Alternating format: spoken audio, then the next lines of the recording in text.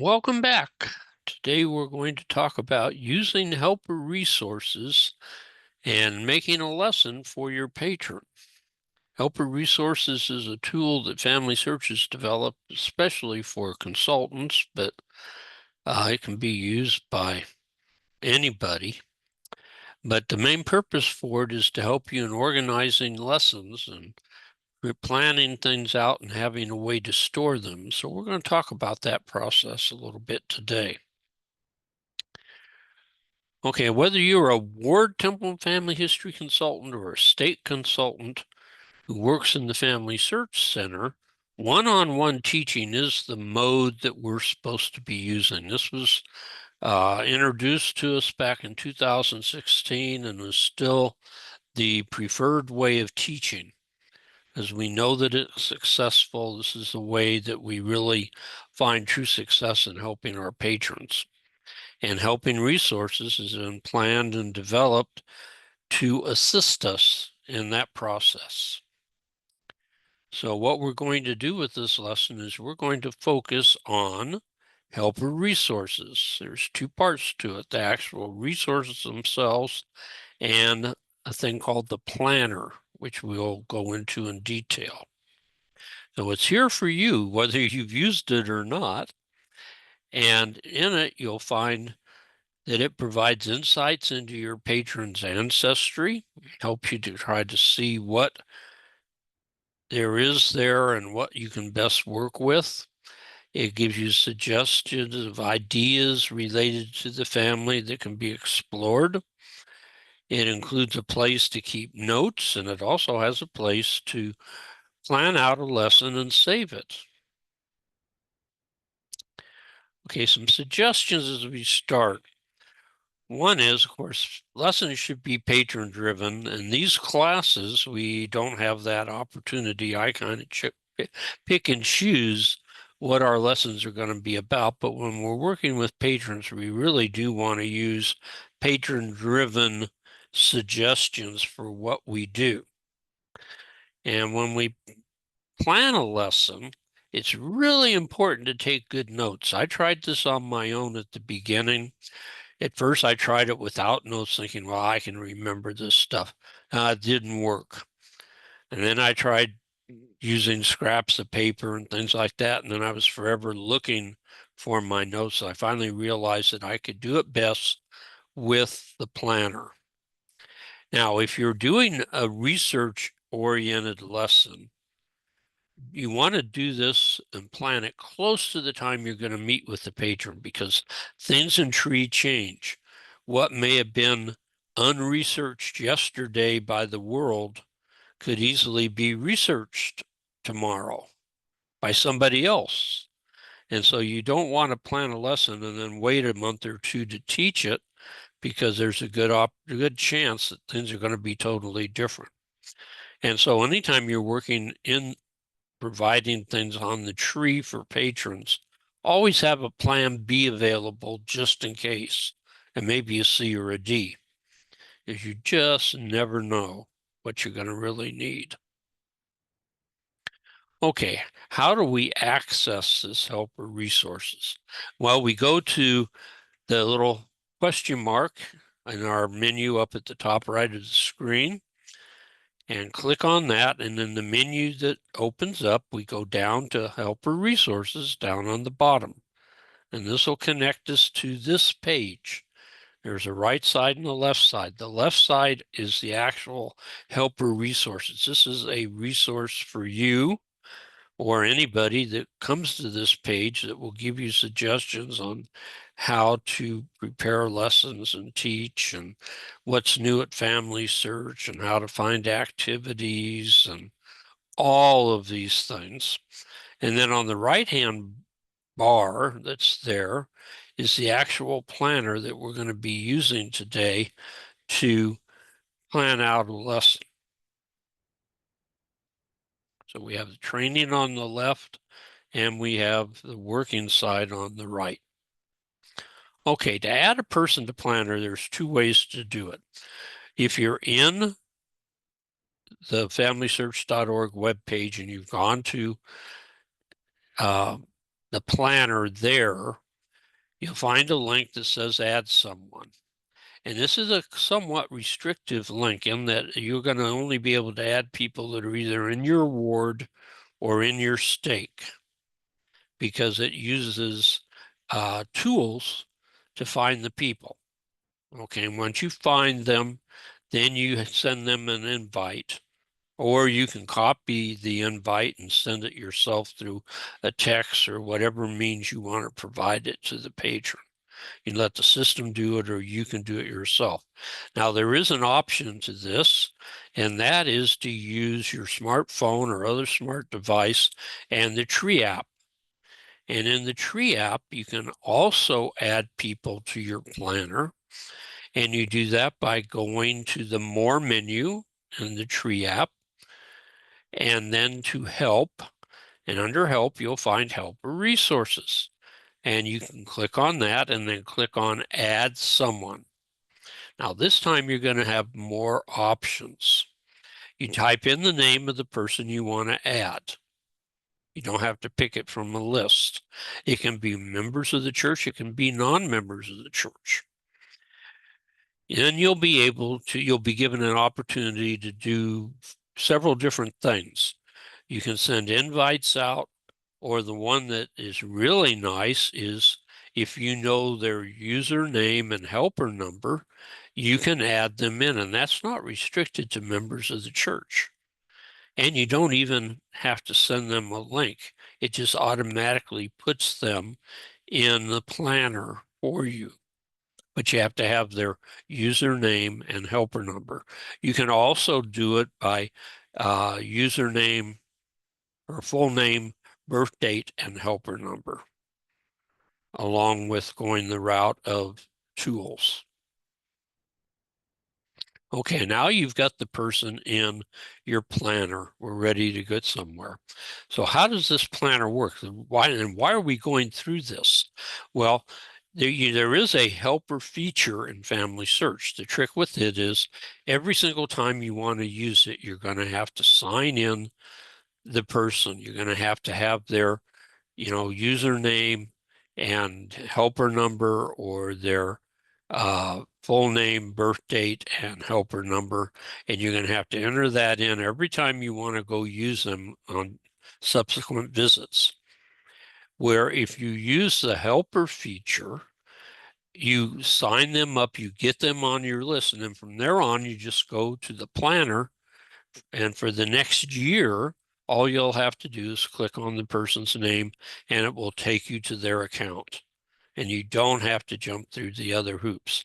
It works for a year, and then you have to refresh it and start over again.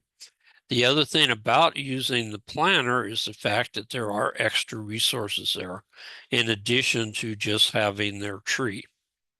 And so there's a couple of good reasons to work through the planner rather than just work independently out in tree. Okay, so the parts of the planner are as follows. First place, at the very top of the screen, you're going to find a ribbon with 3 small words. You're going to find Home, Lesson Plans, and Notes. The planner's divided into thirds. Right now, you're seeing the Home function because Home is underlined. And on it, you'll see who it is that you're working for. And in fact, this shows me because you are in your own planner at all times. So you can always test it by looking at your account in there. Okay. So you can go to the person's tree by going to that small link, and it will take you to the fan chart for that person. In the middle of the page, and I have cut this down, I haven't shown the whole thing, you're going to see lists of hints, temple opportunities, people that need more information, and people that are possible duplicates. All there provided for you if you want to use them to help teach your patron things, like how to do hints, how to resolve possible duplicates, how to work on people that need more information, that sort of thing. And then at the bottom is a fun one in discovery opportunities. And this is tailored to the person's tree. So what is found here will vary from patron to patron, depending on how big their tree is, whether they have old LDS ancestry or not, and what time period, what countries their people came from. The types of opportunities that are there will vary based on the patron. And then, of course, we have those plans and notes, which we are going to discuss, but we'll discuss them later. Right now, we'll work off of this home section and look at their tree. So we'll review the tree and talk a little bit about how we can use this in planning for our patron. Okay, when you click on it, you're going to see the fan chart. Something that we're all familiar with, I'm sure. You can set it up to 7 generations. This is a 7-generation view. It's, of course, interactive. You can always go to any person on the fan. And if you click in the main part of their little box, you'll have a pop-up that comes up that will tell you basic information about birth and death, how many sources they have, memories, and you can get to their person page or you can see their fan from there. Or you can also click on a little fan that will pop up at the either the, well, let's just call it the right-hand side of the box, which sometimes could be at the bottom of the box when the box is in an upright formation. And that will allow you to move around in the tree and move that person to the primary position. Now, there are many different options. There are 7 options that are found on the tree, and they're found in the little red box that I have there. When you click on fan chart and the little arrow that's there, it shows you the different variations. This view is just called the family lines. It just shows you the people with their names. It's color coded by the 4 quarters of the person's ancestry based on their 4 grandparents: blue, green, red, and yellow.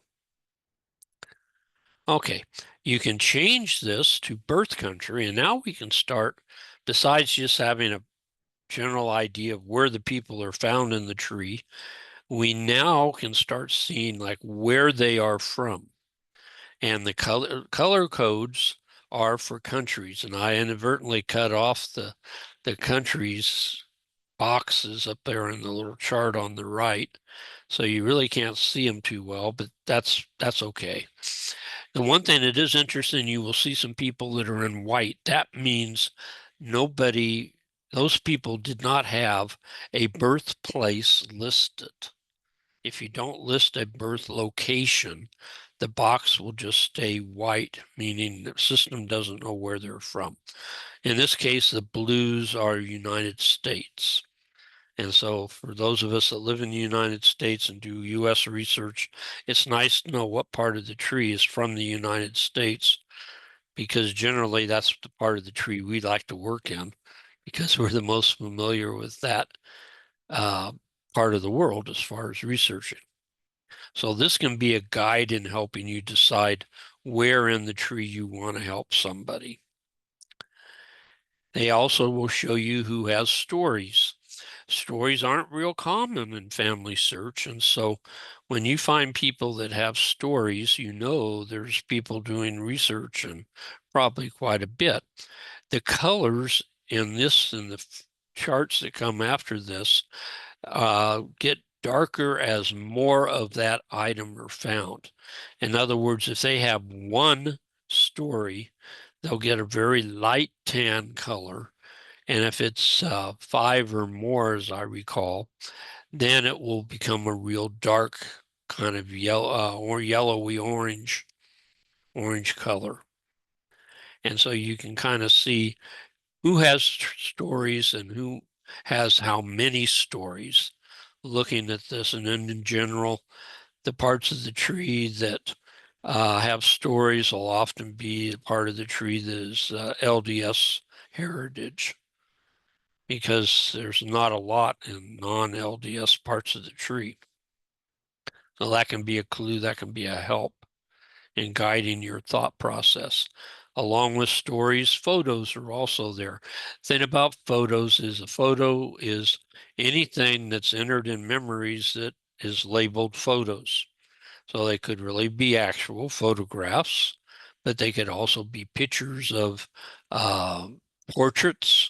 It could be a picture of a tombstone or a city the person lived in, or a house they had, or some other historical location, whatever. And so, technically, photos should die out by the time 1860 or so when they were first invented or first used on a regular basis.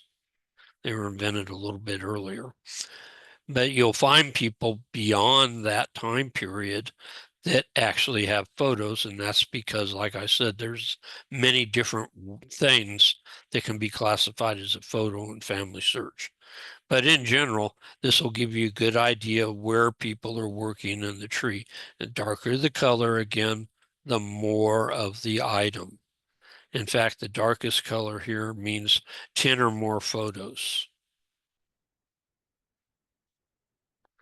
Okay, another one that will be a big help to you as a helper is the one that is labeled research help, but it really has more than that. It has the blue hints. You can see which people in the fan actually have hints attached to them right now. You can find the people with the red boxes that are people that have data problems, where there's something that might need to be fixed that might help make them available for temple work. It might be that there's been a misstatement on their birth or their parents' death date or something like that. And then if they have research suggestions, you'll see kind of a grayish box. There's about 4 of them over here on the left-hand side. So this can help guide you in where in this tree you want to help the person. And finally, the last one is ordinances. And you will see the people that have at least one ordinance that's green or yellow if the person needs more information to make their ordinances turn green if they're available. And then you'll also see a blue box for anybody that has ordinances that are in progress. In other words, they've been reserved but not shared. Whereas the greens here could be people that have either A, never been reserved, or they've been reserved and then shared with the temple. Okay, with all of that, you're ready now to try to decide what to do with the Patron. Now, with all the new AI features and things that have come out in this last year, we have some options. So we've looked at this tree and identified 2 wedges there that look like the most likely places we want to work. And it might depend upon the patron and their skill set as to what we really want to do. So let's just say, for instance, that this patron's an older patron who's not very techy, and they really don't want to do research. So what can we do beyond just using ordinances ready with them, because they have a pretty big tree, or ordinances ready is going to work. Well, we decided we'd go to the lower right and left sections of the fan because they appear to be the easiest, and tried to decide what process to use. And we decided to go to the right-hand side to the Scott family that's there, the part that's developed, and use the family ordinance opportunity feature on her Scott line. And that's because it'll be a low stress environment, and we'll surely find some names down there that she'll be able to take to the temple, because that's what her stated desire was to do some names in the temple. So we open up family ordinance opportunities. I reset this fan to the Scott family, which was that bottom section on the lower right, the part that was developed. And we went back in that fan to Phineas Leland and Sarah Warren where you see the arrow, because it said they had 100 opportunities, which we know from prior lessons doesn't mean we're going to see 100 opportunities, but there are in that person's descendancy, those two people's descendancy, 100 or more total names. We're not going to see them all. 100 or more names that are either ready or almost ready for ordnance work. Okay, so when we click on them, we see this list that comes up. It's nice because it only shows people who are green temples or yellow boxes. Okay, so we have people like Clara who are totally unreserved and can be reserved. We have people like Emma in this case who have the green clock, which means somebody else has already reserved them but shared them with the temple. And then they'll find some like Elizabeth who have yellow boxes. And because this patron is not techie, we're going to ignore the yellow boxes. The thing that's nice about using this program is it filters out all the people that are already done. We're only going to see the names of people who need work or appear to need work. Now we can filter this down even more by going over here to where it says filter by status or ordinance, and we can pick a specific ordinance. If she's wanting to go do endowments, we could just change it to say endowments, and then we could choose female, and it would just show us females who need an endowment right now, and she would be able to pick from them.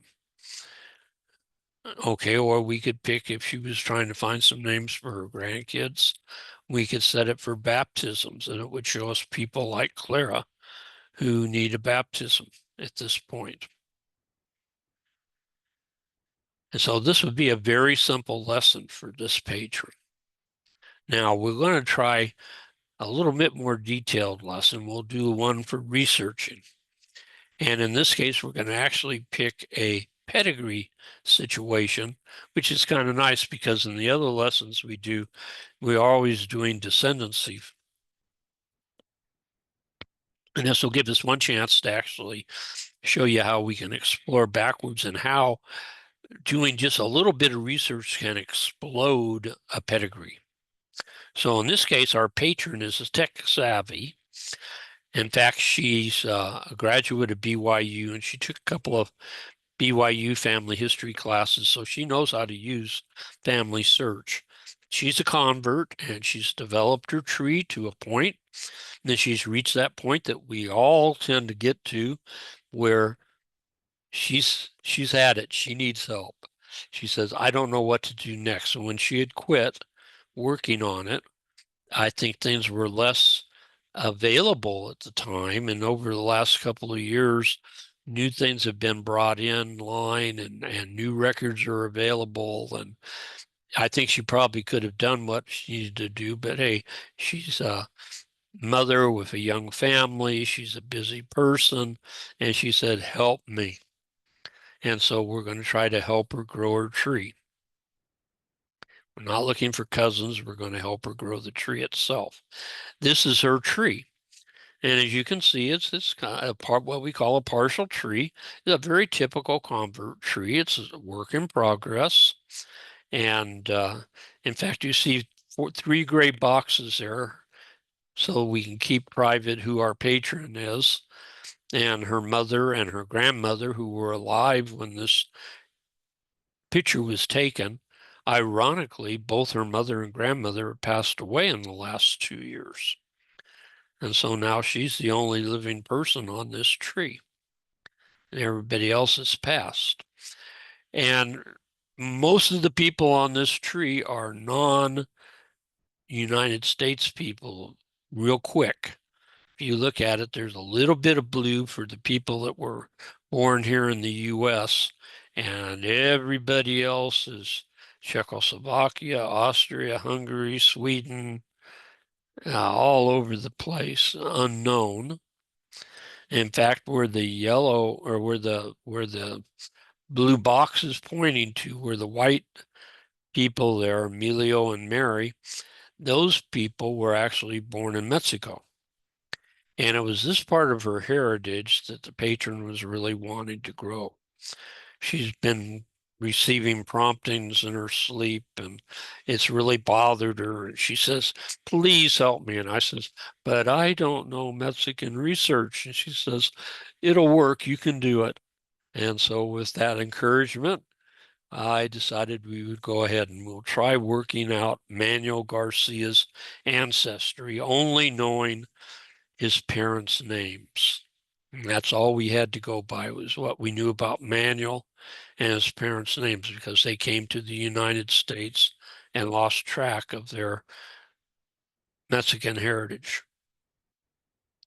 Okay, so when we started, this was it. We have Manuel, we have his birth date. He was born in Alpine, California, and he died in 1999 in Pine Top over in Arizona. And so we looked at him. He had two sources. One was the Social Security Death Index. So here's the transcription for that. And this is where we found his parents' names, Emilio Garcia and Mary Chias. It's the source for their names, his full name and birth and death information. It said that he was born in Long Pine, California. There is no Long Pine. I thought it might have been Lone Pine, but the patron said no, he was born in San Diego County in Alpine. So somewhere along the way, the name got transposed and Alpine became Long Pine, but that's what it is. So the logical thing to do with this is just try, say, the 1950 census, since it is now available to us. And that's a wonderful thing if we can get back in time far enough to find people in the 1950 census. We usually can find a lot of good stuff. Manuel in 1950 would have been 20, 21 years old. So this would be perfect if he's still at home. And in fact, the 1950 census happened to be a hint on his record. So it was very easy to go to it. So we went to that, and sure enough, he's there. And this starts opening doors for us because we only had Manuel as the only child for Emilio and Maria. And with this census, we now have Manuel verified as being the right person. We now know Emilio and Maria were born in Mexico, and we have approximate birth years or ages for them that will translate into years. And we have several siblings, some of which the patron didn't even know. So since her mother and grandmother were still alive at the time, she went to them and she was able to find out more information about these kids. We don't know if they're alive or dead, but we can put them in as living at least because none of them are in tree. This will help start populating her tree. Now, I do something to keep track of what I'm gathering, and that is I use Word, I use Office 365. So I make a Word document and I fill it in with black to begin with the information that was there when I started. And then I use colors to add things. So I'm adding to the original information that, the information that I found on the census, the approximate birth years and places for Emilio and Mary,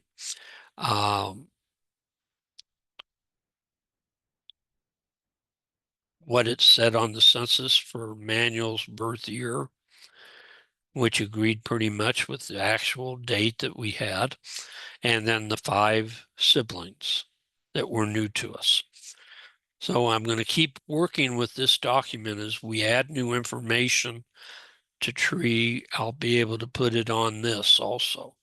Actually, what I'll do is I'll put it on here, and then from here we'll be adding it to tree. Okay, so where to go next now that we have a little more background? Well, I chose to do the logical thing, which is to go to records at Family Search, and I really had trouble finding anything that was definitive for our Emilio for some reason. Nothing was popping up there at Family Search for Emilio Garcia, born about 1904 in Mexico and living in Sparks. And so I did the next best thing, which is, of course, to turn to Ancestry. And lo and behold, when I did that and said, let's try Ancestry, this is the first thing that popped up on the list from their newspaper collection was Emilio's obituary.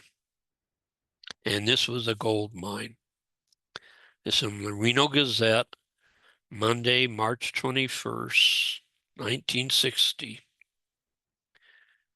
And besides his name, it gives us his death date indirectly because it said he died in the hospital in Sparks on Sunday. And this was the Monday paper, so it would be the 20th of March. It gives us a birthplace. Durango is a state in Mexico, so it'd be equivalent to saying in California. But that's better than just saying Mexico. So now we've got it down to Durango. And it gives an actual birth date and said that he had been in the Reno Sparks area for 30 years. By the way, this was really interesting. I expected I would have trouble having to filter through a bunch of people with the same names. No. In 1960, 1950, Emilio was the only Emilio Garcia in the Reno area. It was amazing. I was really surprised. And then it gives his survivors, his wife. So we know that Mary is still alive. And it names the children and says that they were living there in Sparks. So 10 years later, they're still alive. They're still living there. And he has 5 grandchildren.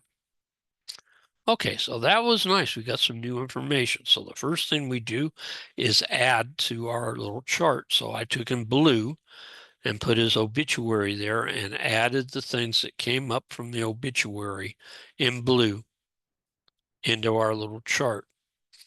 And then again said, what next? Well, on the hints of the records that we looked at, the obituary was a hint to a World War II draft card at Ancestry. So we went looking at it, and sure enough, it is him. It's got the same birth date, and this time it gives a more specific location. It says La Persima, Durango, Mexico. So La Persima must be a village or a town, municipality or something in Durango, because it specifically has Durango on there. So I got one more piece of information.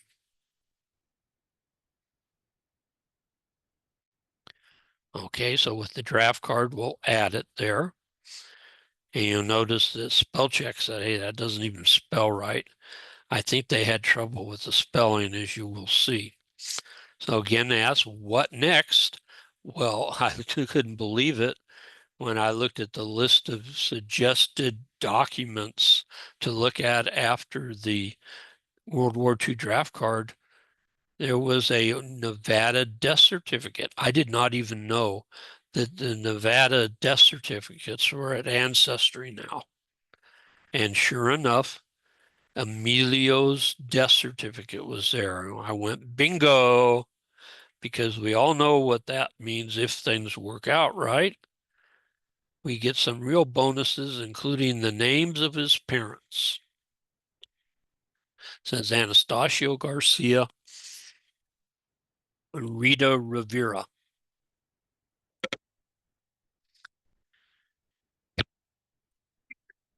Excuse me. So from the death certificate, I added those names. And we're moving along. And so I said, okay, this is just almost too easy. I mean, things are just falling into place. Now that I have his parents' names, that opens some more doors, and maybe I can find a birth record. And guess what? On the hints on the death certificate were Mexico civil registrations of birth. And sure enough, there's an Emilio Garcia with the exact birth date. And it says that he's in Tepehuanas, Durango, Mexico.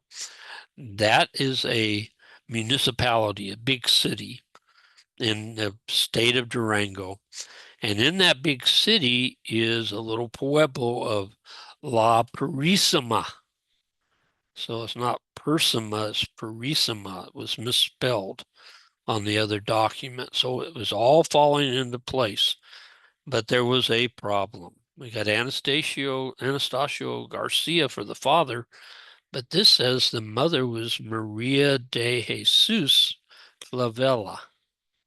And that's not Rita Rivera. So we got a problem. We need to do some searching. Actually, it was easy to resolve by going to the original document. In this case, this civil registration was actually available to view. And when we looked at it, found out that on there, it actually did list Rita Rivera as the mother. And the godparent was one of Emilio's abuela's grandmothers, Maria de Jesus Flavella.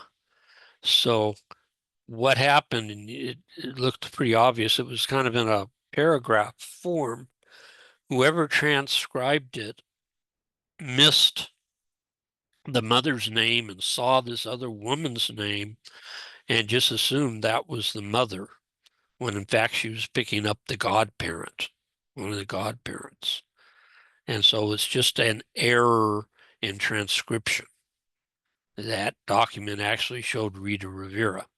And to back that up, this is the document we were just talking about with the wrong mother, and that's the civil registration for births. Here's the civil registration for marriages, and it most definitely shows Rita Rivera as the mother. So we got that resolved. And at that point, we've really got all we need to help our patron really get going, because we've added a generation and we've gotten some specific dates and places and things like that. So where do we go from here? First thing I do is I make sure I keep track of my notes. That note sheet I've been taking on 365, I have a folder that I put them in, folder that's labeled patron records. And I make a little subfolder for each of my patrons, and I put this document in there. And so I make a note in the notes that says, see my 365 note in so-and-so's file. And that's all I put in there. It's just a little short note in this case. But that's what'll be over in the file for this patron. Okay, now there's also the lesson plans. So I go through and fill out the lesson plan form with the title, and I use a date. I call it lesson number 1 and a date. That's how I would keep track of them, because if you don't, you're not going to, if you have 2 or 3 of them, you're never going to know over time which one was the first one. Be hard to keep track of that. So I fill in all the boxes. I hide the information on the living so you can't see it. This middle section here is real nice, because if you know you're working on a certain person, it's going to show you the path between your patron and the person who is the focus person for the lesson. And so that's what's partially hidden there. And then I type out the lesson step by step, everything I want to do so that I don't forget, because this will be a permanent record. It's also nice. You can also then type out, or you can print out a copy for you. You can print out a copy for the patron. In this case, if I didn't finish the whole lesson with the patron, I could leave it with her and she has the skill set to go ahead and finish it up. Now, as always tends to happen, Emilio's parents' names were in tree and there was nothing beyond them because we knew very little. As soon as we added this information, voila, whole pedigrees appeared. On the upper left is the Garcia pedigree that popped up once I got sufficient information on Emilio to tie him to his parents. And then on the bottom center there is the Flavella family tree, which isn't as extensive, but still has quite a few names that was just sitting there once we got identified enough to be able to tie her to her parents. And so it went from being the part of this patron's tree that was non-existent to the most developed part of the tree. And the real irony here was that this happened because when the patron's family left Mexico, they lost track of their relatives in Mexico. And the family in Mexico, once these people left and came to the States, lost track of them and nobody knew where anybody was. And on both sides of the border, people joined the church and started doing their family history. And this brought the two halves together, which was so cool because the ones in Mexico had no idea there were people in the United States that had joined the church, or at least one person had. And our patron here in California had no idea that she had relatives in the church over in Mexico. That was really a cool experience to see that work out. Okay, so in conclusion, develop an understanding of helper resources. You may not use it, or you may not use all of it, but there are things here that you can benefit from. And you want to invite your patrons to allow you to help them using this feature. Use it to review their trees. You can use it to help determine how and where you're going to work with the patron. It's a place where you can store notes or lessons too. So, you know, some of these things you may do, some of these things you may not do, but it's there for you. And it's the perfect place because it's found right at Family Search. You'll always be able to get into it as long as you can get in to Family Search. So I hope you've enjoyed this lesson today. If you did, like it. You're on YouTube. If you haven't, go ahead and subscribe to our channel, and anytime that we put out a new video, you will receive a notification automatically.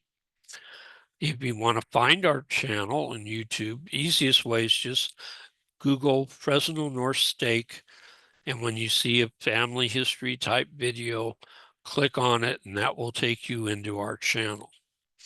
You'll notice where I have the box there in the center, I'm pointing to a blue link. That's a blog that we keep online. It has the links to these videos too, but the thing it has that isn't found otherwise is you'll also be able to access a PDF document of the slides for each of these presentations. You can use those to study from, or you can use them to teach with. Whatever you would like to do, they're available to you. So we hope that you enjoyed this today, and we will be seeing you soon. Have a good day.